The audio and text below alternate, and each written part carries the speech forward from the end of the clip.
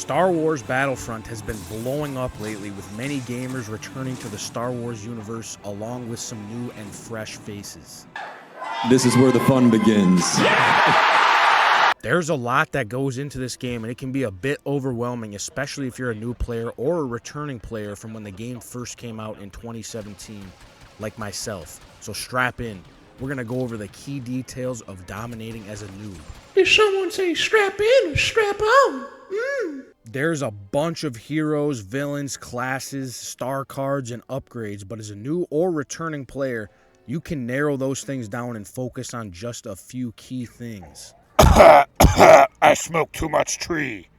Like and subscribe. Starting with the classes, you have 4 main ones to work with Assault, Heavy, Officer, and Specialist. With Assault, this brings a nice balance to any playstyle. This can be great for noobs who are trying to kind of figure out what their playstyle actually is. You're going to start with a pretty basic F11D blaster, paired with 3 abilities, which are your Thermal Detonator, Vanguard, and Scan Dart. Any trooper or hero you use is going to have abilities which will be triggered by pressing L1, R1, or both R1 and L1 at the same time. This is if you have PlayStation. The main thing you need to know about abilities is essentially it's going to give you an advantage for a short period of time before resetting whatever that ability is. The next class we're going to look at is Heavy. This is great if you like to hold your fire for long periods of time and you want to take out enemy vehicles like a walker or even a speeder. This is not going to have as much movement and you're going to be a bit more stationary with a Heavy class, but the 3 abilities you'll have with this are going to be Impact Grenade, Sentry Mode, and Combat Shield. Overall, not bad for noobs. It's pretty effective if you're just looking for something relatively simple. This next class is my favorita de personal. That's Spanish for my favorite. This is going to be the Officer. The reason I love this the most is because of his middle ability. This is called Battle Command. Essentially, this is going to buff yourself as well as your teammates, and it's going to give you a lot of battle points for doing so, which ultimately is what you want to do in this game, man. More of this a little bit later. We'll dive into battle points. But anyway, the Officer comes with a simple SE-44 blaster, which is basically a pistol, has pretty good accuracy, and surprisingly decent range. As well, as we mentioned earlier, we talked about the Battle Command. It also is going to come with the Flash Grenade ability and the Blaster Turret. This last class is called Specialist. This is for the speedsters out there. I also like this, and I recommend it for noobs, is because it creates an up-tempo playstyle. With this, you're going to start with the DLT 19D blaster, which is a long-range blaster that has great range and damage. The abilities with this are Shock Grenade, Infiltration, which basically is going to give you a speed boost, allow you to sprint for a long time. It's going to keep you hidden on enemy scanners, and it's going to give you a little bit of a different weapon that's a little more effective at medium to short range. And then your last ability is going to be Thermal Binoculars, which aren't the best. Really, all it does is kind of track and mark enemies. Think of it kind of like Fortnite when you can do that, you know, tracking your enemies, tracking their movement. It's not horrible, but not the greatest ability there. But if you like marking enemies, you like sprinting around the map, you know, getting in people's face, this is the class for you. Now that we covered all 4 classes, we're going to go into some of the reinforcements. So these are typically going to be in that 1,000 to 2,000 battle point range. With battle points, we touched on it a little bit earlier, but essentially by playing the game, you're going to earn battle points. If you kill an enemy, using your abilities that heal your teammates, playing the objective, pretty much anything you do while you're playing in the game, you're going to earn battle points for, which then you can spend in-game to unlock heroes, reinforcements, or even vehicles. For the reinforcements, I'm not going to go over all of them. I'm just going to pick 2 that I recommend. My favorite is definitely any of the aerial troopers. I think those are all great because you get a jetpack, you get to fly around, you kind of feel like a bounty hunter, and you get a pretty decent blaster, man. And the abilities are mostly with your jetpack, but again, I think they're really solid. You get like a little rocket launcher as well. Being able to fly around. Movement is key in this game, especially if you're new, man. You want to always be moving around, which the aerial troopers definitely allow you to do. The next one I love playing with are the infiltrators. These are going to be either the ARC Trooper or it's going to be the Assassin Droid. With the Assassin Droid, essentially, it's going to allow you to have really good movement. You're going to be equipped with like a little knife type thing. A pretty solid melee attack that goes with it. I love messing around with this thing. You get some good kill streaks, man, but Again, for a noob, guys, the main thing you want to focus on is being able to move around the map quickly. You know, you don't want to be a camper. You want to get moving. This isn't Call of Duty, boys.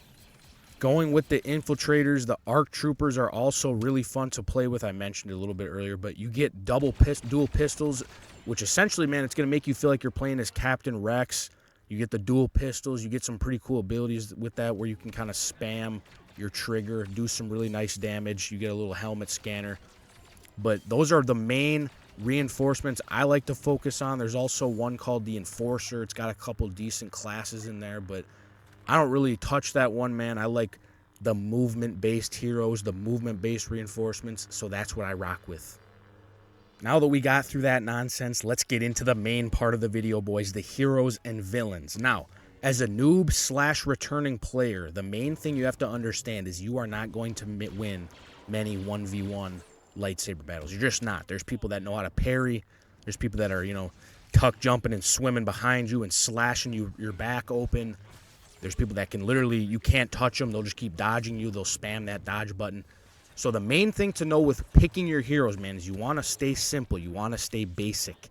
You don't want to get too cute. We're going to start out with the light side heroes. So with the light side heroes, we're going to give a couple of lightsaber heroes and then a couple of blaster heroes as well. So the ones that I like to use for the lightsaber heroes are Rey and Luke.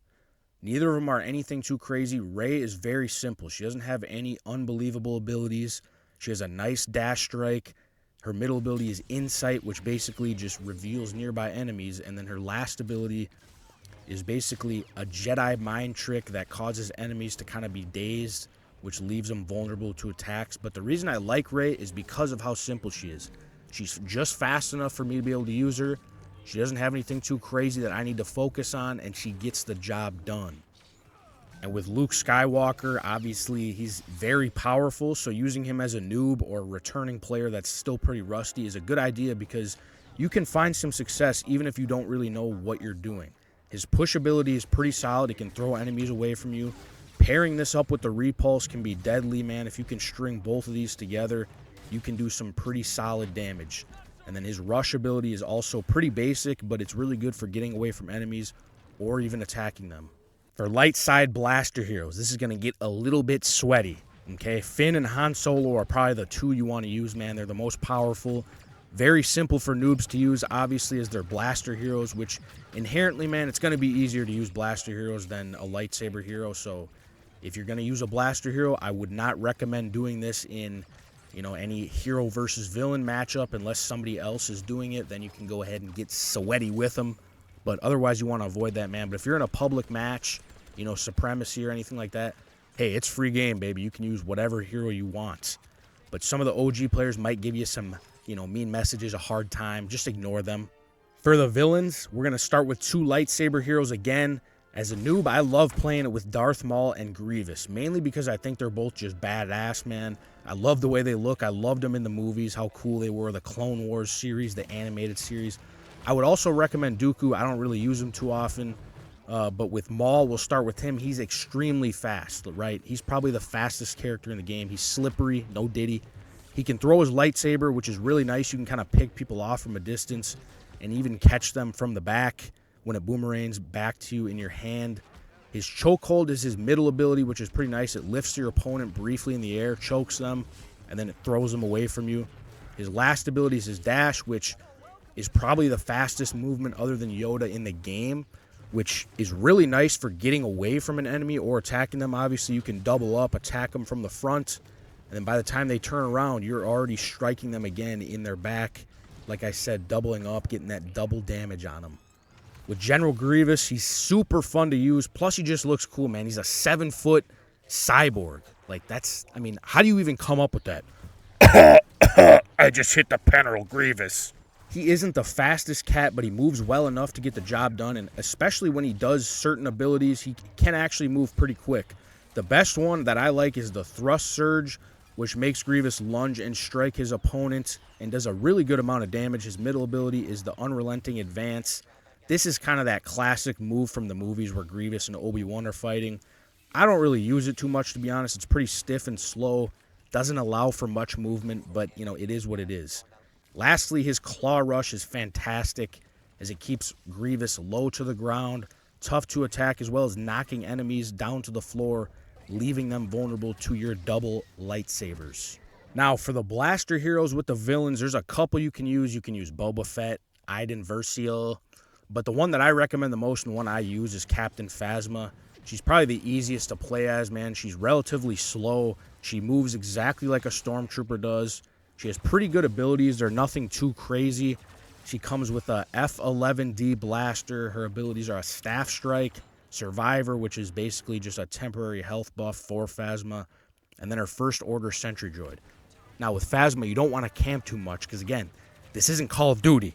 And if you're going to piss like a puppy, then stay on the porch, baby. Let the big dogs eat. All right, now that we've talked about the classes, reinforcements, as well as the heroes and villains, let's dive into some of the different games you can actually play. The most common is going to be Galactic Assault and Supremacy. These two are where you will spend the bulk of your games played.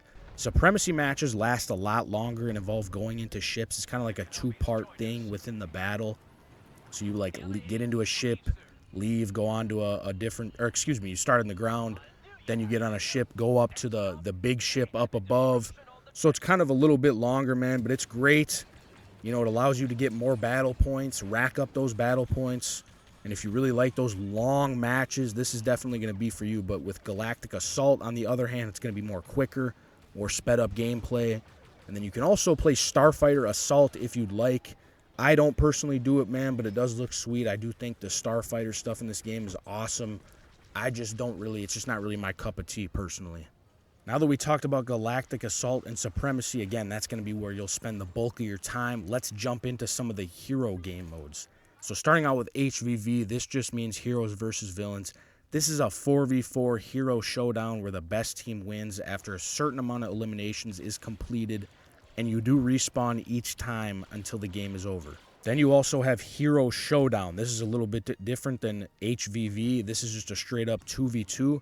Now with this, I would really not recommend playing this if you're a noob or even a rusty player like myself, as you will be humbled pretty bad. I mean, you will get humbled by very good players. Come on, we got him. Come on. Come on. Dang it! How does this keep happening?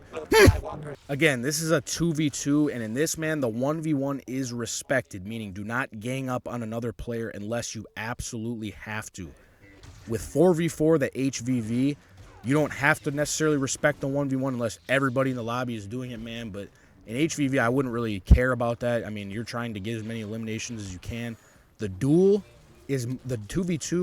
is more for the 1v1s, like people want to work on stuff, that's why they're playing it. So that's a big thing, man. The OG players will get mad at you if you don't respect the 1v1, so I would recommend at least doing that if you go in there. But again, I would personally not go in there if I was a noob or even, you know, how I am right now, as I am not good enough. There is also Hero Starfighters. Again, don't really mess with this just because of the ships and flying around. It's not really my thing, but also pretty cool. It's the same concept as HVV with the lightsaber heroes and the blaster heroes. It's just with ships. Another really cool game mode that I recommend playing, this one's really fun if you have some buddies you want to play with, is Ewok Hunt. This is awesome, and basically it involves you playing as a stormtrooper hunting Ewoks at night on Endor. You're equipped with like a little flashlight that runs out of battery every so often, and this can be, again, a blast with some of your best buddies. And then when you get killed by an Ewok, you end up becoming an Ewok and hunting the troopers, which is pretty cool. I also recommend playing co-op. And this is exactly how it sounds, man. You team up with 3 other people in any time period in Star Wars that you want to pick, and you take on bots in an online lobby. The reason this is great is because it allows you to use a hero when you get enough battle points, as there will always be a hero available when you get the correct amount of battle points. It allows you to have fun, man, which ultimately is the point of this game. You're not going to be playing against any sweats. It's just bots and NPCs, but it is a really good opportunity to use co-op to upgrade your heroes and your reinforcements, even your regular classes. I hope you guys found this video very useful. Thanks for stopping by. I'm Mickey Mouse, baby. Stay frosty, gentlemen.